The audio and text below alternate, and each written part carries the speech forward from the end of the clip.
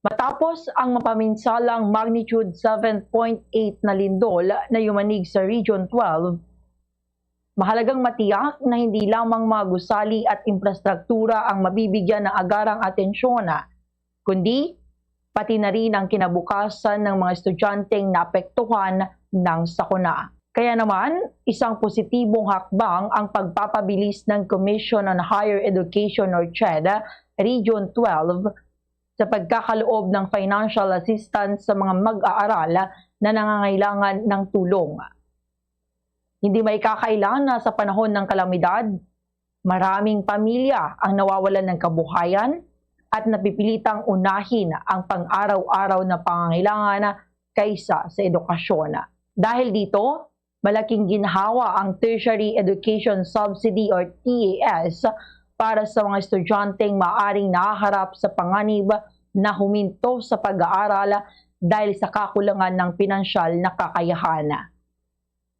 Mahigit 700 benepisyaryo mula sa iba't ibang kolehiyo at universidad sa Tacurong, Coronadal at Polomolok ang inaasahang magkikinabang sa programang ito.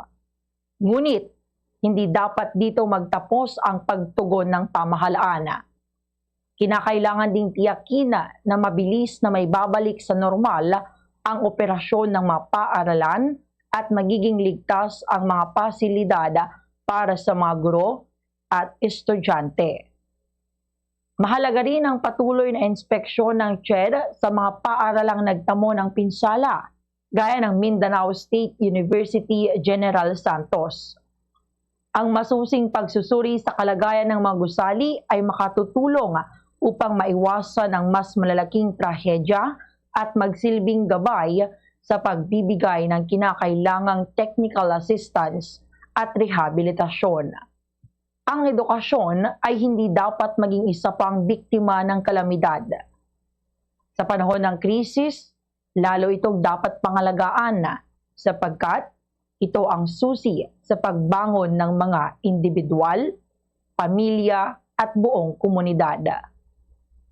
Ang mabilis na pag-abot ng tulong sa mga estudyante ay hindi lamang pagsuporta sa kanilang pag-aaral, kundi pamumuhunan din sa kinabukasan ng bansa. Yan ang ating Bombo News Analysis. Ako si Bombo Marjorie de la Cruz, Basta Radyo Bombo! Basta Radio Bombo!